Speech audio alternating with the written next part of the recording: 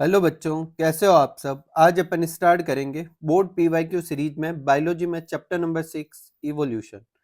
तो सबसे पहला क्वेश्चन लेते हैं, जो कि है कि which scientist by experimentation demonstrate the life comes only from pre existing life. तो ये कौन थे? लुइस पास्चर थे। इसके पहले एक थ्योरी थी, theory of non spontaneous generation, जिसके अकॉर्डिंग जो लाइफ है वो नॉन लिविंग थिंग से ओरिजिनेट हुई है।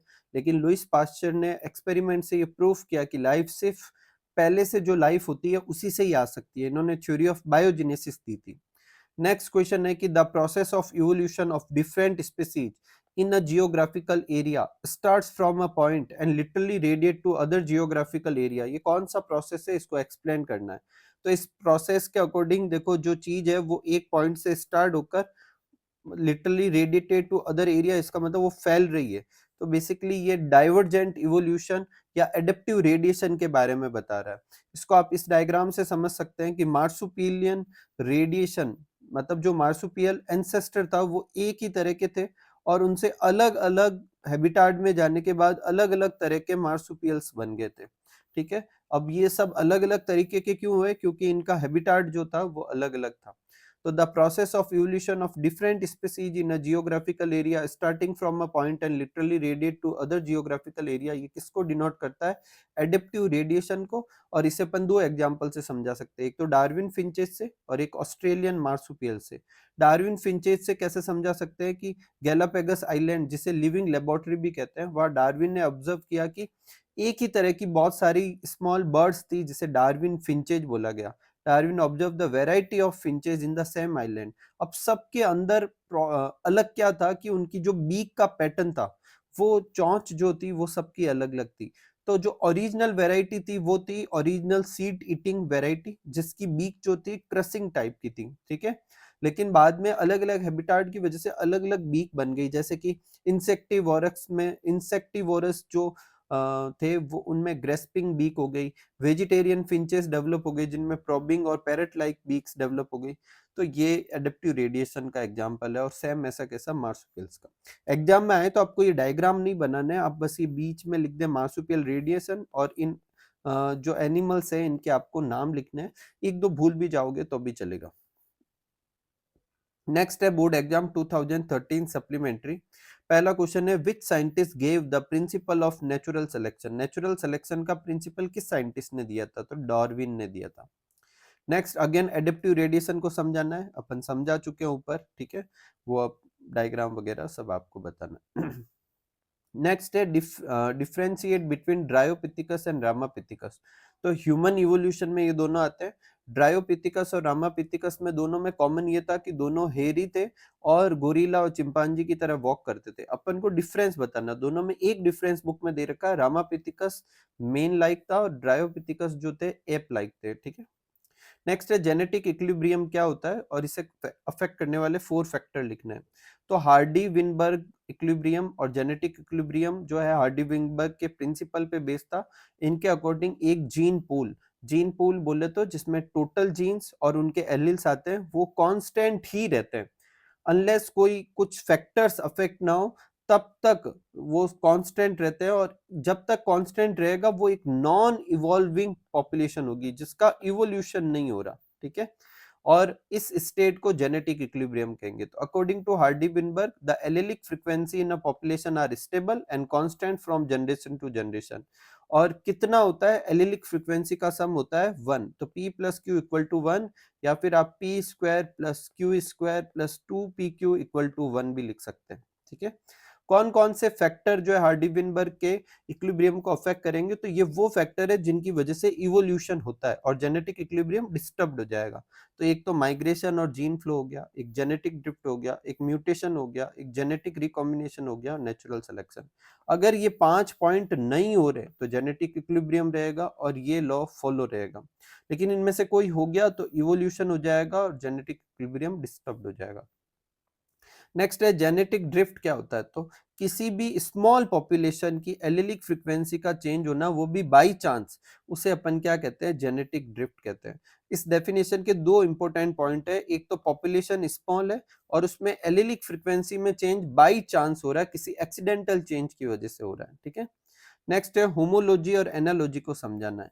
तो homology basically homologous organ, analogy बोले तो एनालॉगस ऑर्गन।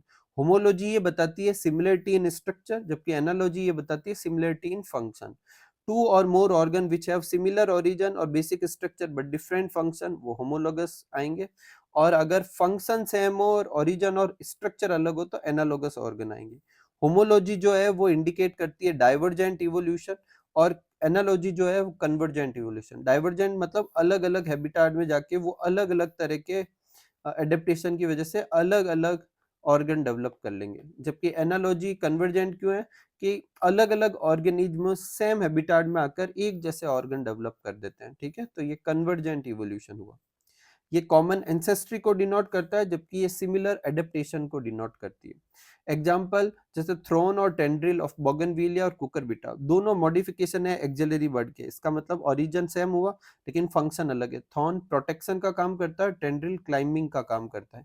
जबकि स्वीट पोटैटो और पोटैटो जो है एनालोगस ऑर्गन का एग्जाम्पल है, क्योंकि दोनों का फंक्शन सेम है, फूड स्टोरेज, लेकिन ओरिजिन अलग है। स्वीट पोटैटो रूट है और पोटैटो क्या है, स्टेम। नेक्स्ट है on which continent homo sapiens arose, कहाँ पर किए थे, अफ्रीका में। नेक्स्ट है prove the organic evolution on the basis of comparative anatomy and morphology.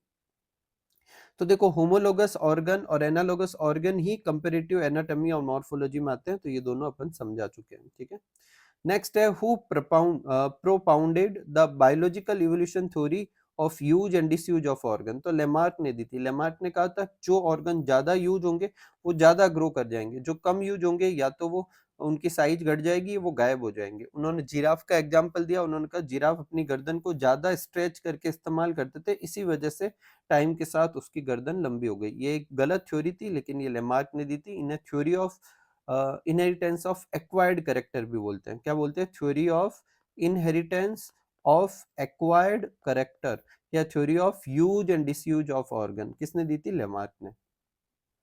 Next है with the help of example explain the process of biological evolution on the basis of morphological evidence. तो morphological evidence में भी again अपन को कौन से समझाने, homologous और analogous organ ही समझा। नेक्स्ट है which scientist gave the principle of natural selection, Darwin. Next है explain the origin of evolution of man. Human का इवोल्यूशन समझाना, और इसके अंदर से छोटे क्वेश्चन भी बन सकते हैं, जैसे अभी ऊपर एक ड्रायोपिथिकस रामापिथिकस का था, आगे और भी क्वेश्चन होंगे। तो like any other organism, human जो है वो भी इवोल्यूशन से पैदा हुआ है, और उसकी टाइमलाइन कुछ ऐसे है कि 15 मिलियन ईयर एगो ड्रायोपिथिकस और रामापिथिकस प्राइमेट एग्जिस्ट करते थे, जो दोनों के ऊपर बहुत सारे हेयर थे। वो गोरिल्ला चिंपांजी की तरह वॉक करते थे, लेकिन रामापिथिकस ज्यादा मैन लाइक था, ड्रायोपिथिकस एप लाइक था।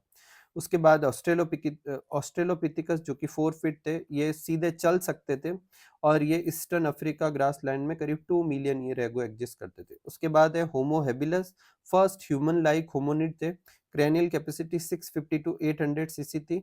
ये स्टोन से हंट करते थे, हालांकि मीट वगैरह नहीं खाते थे। नेक्स्ट है होमो इरेक्टस, जो कि 1.5 मिलियन ईयर एगो एग्जिस्ट करते थे। इनके फॉसिल जावा से मिले थे। इनकी क्रेनियल कैपेसिटी और इंप्रूव हुई है 900 सीसी के आसपास, और ये शायद प्रोबेबली एट मीट, ठीक है, मीट मांस खाते थे। ठीक है, नेक्स्ट है निंडरथल मैन। इनकी ब्रेन साइज थी 1400 सीसी। ये करीब नियर ईस्ट और सेंट्रल एशिया में करीब 1 लाख से 40,000 ईयर एगो तक रहते थे। और इनके बारे में दो बात और याद रखनी है कि ये अपने बॉडी को प्रोटेक्ट करने के लिए हाइड्स का इस्तेमाल करते थे, चमड़े का इस्तेमाल करते थे। और दूसरा, ये अपने डेड वन को दफनाते भी थे।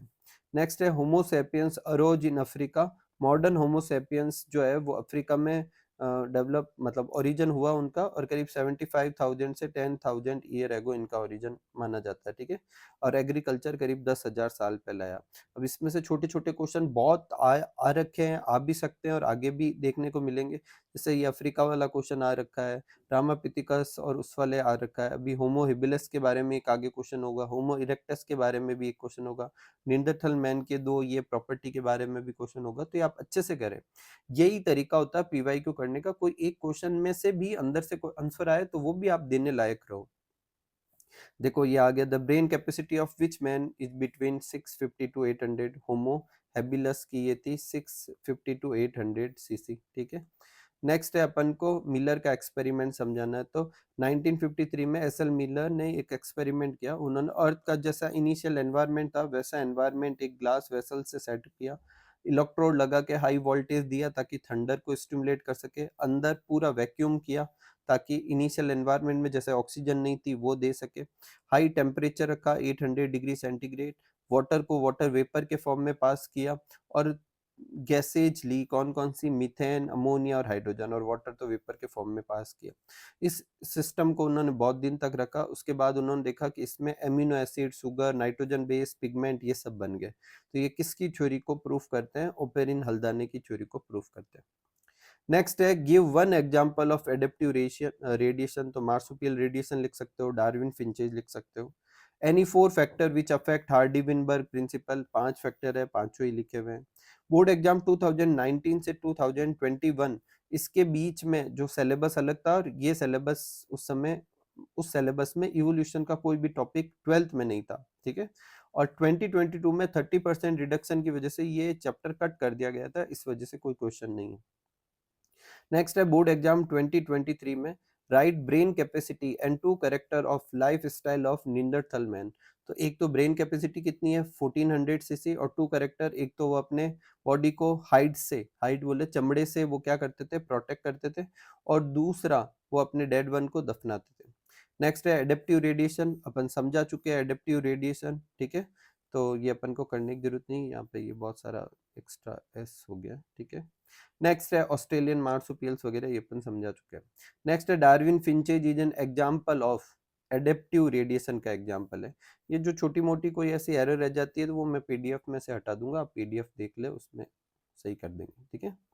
नेक्स्ट है कौन सा प्रिंसिपल ये कहता है कि एलिलिक फ्रीक्वेंसी एक पॉपुलेशन की स्टेबल होती है और कांस्टेंट रहती है? अभी अभी ऊपर देखा था, कौन सा था? Hardy Weinberg principle. नेक्स्ट देखो अगेन क्वेश्चन है, होमो इरेक्टस की ब्रेन कैपेसिटी कितनी होती है? 900 सीसी। एनालॉजी क्या होती है? Analogy is functional similarity, two or more organ which have similar function but different origin and fundamental structure is known as analogous organ. Analogy क्या indicate करती है? कन्वर्जेंट इवोल्यूशन, जैसे विंग्स ऑफ बर्ड और insect हो गया। Next है which of the following animal does not show similarity in bone of four limbs. तो well, bat, चीता और ह्यूमन का एग्जाम्पल अपनी बुक में होमोलोगस ऑर्गन में दे रखा है, ऑक्टोपस नहीं है, तो आंसर क्या होगा? ऑक्टोपस। रामापिथिकस अगेन देखो ये भी पीवाईक्यू का ही क्वेश्चन है, कैसे थे? ह्यूमन मैन लाइक थे, और जो दूसरे वाले ड्रायोपिथिकस थे वो एप लाइक थे। What is mean of convergent evolution? Convergent evolution या अपन को इसको अपन एडेप्टिव रेडिएशन समझ, सॉरी, कन्वर्जेंट इवोल्यूशन का मतलब है एनालॉगस ऑर्गन, डाइवर्जेंट इवोल्यूशन है तो homologous organ. In this type of evolution organism with different structure और not having common ancestor developed a same direction due to similar adaptation. तो बहुत सारे अलग अलग से एक जगह आएंगे, इसलिए इसको क्या बोलते हैं? कन्वर्जेंट। एनालॉगस ऑर्गन इसका एग्जाम्पल है, जैसे कि विंग्स ऑफ बटरफ्लाई और bird, sweet potato and potato. Next है होमो हेबिलस के बारे में 2 पॉइंट लिखने हैं। तो एक तो वो फर्स्ट ह्यूमन लाइक होमोनिड थे, वो स्टोन से हंट करते थे और मीट नहीं खाते थे। नेक्स्ट कुछ एडिशनल क्वेश्चन है, एक है founder effect. Founder effect basically genetic drift को समझाने का एक इफेक्ट है। सपोज करो कि ये एक पॉपुलेशन है जिसकी एक कोई एलिलिक फ्रिक्वेंसी है, यहाँ से कुछ लोग कहीं और चले जाते हैं, ठीक है, कुछ ऑर्गेनिज्म कहीं और चले जाते हैं, तो यहाँ की एलिलिक फ्रिक्वेंसी इससे अलग होगी, और टाइम के साथ में ये एक नई पॉपुलेशन बन जाएगी, नई स्पीसीज बन जाएगी, और जो ओरिजिनल जो माइग्रेट करके आए थे वो फाउंडर कहलाएंगे, ठीक है। नेक्स्ट है राइट टू की concept of Darwin theory. Darwin theory natural selection वाली थ्योरी के 2 की कंसेप्ट थे, पहले था ब्रांचिंग डिसेंट और नेचुरल सिलेक्शन। मतलब पहले ऑर्गेनिज्म में अलग अलग वेरिएशन आएगी जिससे ब्रांचिंग हुई, और फिर उन दोनों में से किसी एक का नेचुरल सिलेक्शन होगा। नेक्स्ट है सॉल्टेशन। क्या होता है? सॉल्टेशन होता है सिंगल स्टेप लार्ज म्यूटेशन, उसे सॉल्टेशन कहते हैं। और ह्यूगो डी ब्रीच के अकॉर्डिंग इवोल्यूशन होने का कारण यही था, जबकि डार्विन के हिसाब से इवोल्यूशन होने का कारण स्मॉल स्मॉल वेरिएशन थी जो कंटिन्यूअस होती थी, लेकिन ह्यूगो डी ब्रीच के हिसाब से म्यूटेशन की वजह से हुआ, वो भी सिंगल स्टेप में लार्ज वेरिएशन हुई। नेक्स्ट है इंडस्ट्रियल मेलेनिज्म के बारे में समझाना है। बेसिकली ये नेचुरल सिलेक्शन को समझाने का ही एक तरीका है। तो इंडस्ट्रियल मेलेनिज्म में देखो, मेलेनिन वर्ड का मतलब होता है डार्क कलर, ठीक है। तो अगर इंग्लैंड में इंडस्ट्रियलाइजेशन से पहले देखा गया तो वहां पे ट्री के ऊपर दो तरह की मौत हुआ करती थी, एक व्हाइट कलर की और एक डार्क कलर की, जिसे मिलेनाइज्ड मौत कहते थे। ठीक है, तो उस जमाने में व्हाइट के नंबर ज्यादा थे और डार्क के नंबर कम थे। ऐसा इसलिए होता था क्योंकि उस समय पॉल्यूशन तो था नहीं, तो पॉल्यूशन नहीं होने की वजह से ट्री ट्रंक व्हाइट हो जाती थी। कैसी हो जाती थी? व्हाइट। क्यों? क्योंकि इसके ऊपर लाइकन ग्रो कर देता था, क्योंकि लाइकन सिर्फ उन्हीं जगह ग्रो करता है जहां पर पॉल्यूशन नहीं होता था। इस वजह से ट्री ट्रंक डार्क कलर की बजाय व्हाइट कलर की हो गई, क्योंकि लाइकन का कलर व्हाइट होता है। अब व्हाइट कलर पे जब व्हाइट कलर की मौत बैठती थी तो वो दिखती नहीं थी, लेकिन डार्क कलर की बैठती थी तो वो दिखती थी। तो प्रीडेटर किसका हंट ज्यादा करेंगे? डार्क का। और व्हाइट वाले के पास में एक एडेप्टेशन है जो उसे सरवाइव करने में हेल्प कर रही है, और ये उसका नेचुरल सिलेक्शन कहलाएगा। अब टाइम के साथ में क्या हुआ कि जैसे इंडस्ट्रियलाइजेशन स्टार्ट हुआ, पॉल्यूशन होने लगे, पॉल्यूशन में लाइकन ग्रो करते नहीं है तो वो हट गए। तो अब ये जो पूरा स्टेम था वो डार्क कलर का हो गया, और डार्क कलर का होने की वजह से अब व्हाइट वाला इजीली स्पॉट होने लगा और डार्क वाला हाइड होने लगा। तो अब वो नेचुरल सिलेक्शन किसका हो रहा है, या वो एडवांटेज किसके पास चली गई? डार्क के वाले के पास। तो इसके नंबर बढ़ने लगे। तो ये शो कर रहा है कि सर्वाइवल ऑफ फिटेस्ट होगा और नेचुरल सिलेक्शन होगा। नेक्स्ट है पैलेंटोलॉजिकल एविडेंस। क्या होता है? तो अगर फॉसिल से एविडेंस लिए जाए इवोल्यूशन के तो उसे पैलेंटोलॉजिकल एविडेंस कहते हैं। और फॉसिल खुद क्या होते हैं? Remains of hard part of life form found in sedimentary rock. Next है ओपेरिन हल्दाने की थ्योरी क्या थी? तो ओपेरिन हल्दाने ने बोला कि लाइफ जो है वो pre existing non living organic molecule से आई है, और वो ऑर्गेनिक मॉलिक्यूल खुद इवॉल्व हुए हैं किससे? इनऑर्गेनिक मॉलिक्यूल से। इसका क्या मतलब है कि इनको अकॉर्डिंग लाइफ के बनने से पहले केमिकल इवोल्यूशन हुआ। इस पॉइंट के दो पॉइंट समझ सकते हैं, एक तो कि पहले केमिकल इवोल्यूशन हुआ जिसमें कॉम्प्लेक्स ऑर्गेनिक कंपाउंड बने सिंपल इनऑर्गेनिक से, और फिर बायोजेनेसिस हुआ, इन सिंपल कॉम्प्लेक्स ऑर्गेनिक से लाइफ बनी, वो भी कहां पर? पानी के अंदर। तो केमिकल इवोल्यूशन और बायोजेनेसिस दो पॉइंट में जो है ओरिजिन ऑफ लाइफ हुआ। ठीक है, एक अर्ली कंडीशन इस थ्योरी के अकॉर्डिंग क्या थी? हाई टेम्परेचर था, वॉल्केनिक स्टॉर्म था, रिड्यूसिंग एटमॉस्फेयर था, मीथेन और अमोनिया सब थी। और इन सब को लेकर सेम ऐसा ही सेटअप करके एसएल मिलर ने इस थ्योरी को प्रूफ किया था। ठीक है, और एनालिसिस ऑफ मीटेओराइट्स भी इस थ्योरी को सपोर्ट करती है। तो अगर आपको ओपेरिन हल्दाने थ्योरी के दो एविडेंस पूछे तो ये दो एविडेंस है। नेक्स्ट है नेचुरल सिलेक्शन क्या होता है और इसके टाइप समझाने। तो natural selection is the process in which a heritable variation enable better survival. तो हेरिटेबल वेरिएशन जैसे व्हाइट मौत और डार्क मौत में व्हाइट वाले बाई बर्थ व्हाइट ही है, और यही वेरिएशन उनको पहले ज्यादा सपोर्ट कर रही थी सरवाइव करने में, और बाद में यही वेरिएशन कम कर रही थी। ठीक है, तो कोई वेरिएशन ही उन्हें सरवाइव करने में हेल्प करे जिससे उनके नंबर बढ़ने लगे, इसको नेचुरल सिलेक्शन कहेंगे। नेचुरल सिलेक्शन तीन तरह के होते हैं, स्टेबलाइजिंग, डायरेक्शनल और डिस्ट्रप्टिव। बुक में इसके ग्राफ भी है, आप चाहो तो वो भी प्रिपेयर कर सकते हो। स्टेबलाइजिंग में क्या होगा? देखो ग्राफ, जब इसका ग्राफ देखोगे तो उस ग्राफ में ऐसा ग्राफ दे रखा है, और ये मीन करेक्टर है और ये जो है बाउंड्री करेक्टर है। तो नेचुरल सिलेक्शन इस तरीके से हो कि मीन करेक्टर बढ़े, मतलब पहले से जो पॉपुलेशन ज्यादा है जिन करेक्टर वाली, उन्हीं का ही नेचुरल सिलेक्शन हो, तो पॉपुलेशन अभी भी ग्रो करेगी, इसे कहेंगे स्टेबलाइजिंग। डायरेक्शनल में क्या होगा कि more individual acquire value other than mean value. जैसे मान लो कि यहाँ मीन वैल्यू थी तो अब कोई ये करेक्टर वाले का नेचुरल सिलेक्शन हो गया तो ये पीक इस पे बन जाएगी, क्योंकि ये पीक शिफ्ट हो रही है इसलिए इसे डायरेक्शनल कहते हैं। और डिस्ट्रप्टिव में क्या होगा? नेचुरल सिलेक्शन होगा बाउंड्री करेक्टर का। अब बाउंड्री करेक्टर के ऑर्गेनिज्म कम है, तो जब इनका सिलेक्शन होगा तो ये सब तो मर जाएंगे, तो अब इनके नंबर तो ऑलरेडी कम थे तो नेचर में नंबर कम हो जाएंगे, इसलिए इसे डिस्ट्रप्टिव नेचुरल सिलेक्शन कहते हैं। ठीक है, तो इसके साथ अपना इस चैप्टर का ये पीवाईक्यू का वीडियो पूरा होता है। उम्मीद करूंगा कि ये वीडियो आपके लिए बहुत हेल्पफुल रहे होंगे। मिलते हैं अगले वीडियो में, तब तक आप सब लोग खूब सारा हार्डवर्क कीजिए, खूब खुश रहिए, खूब मस्त रहिए। Thank you for watching.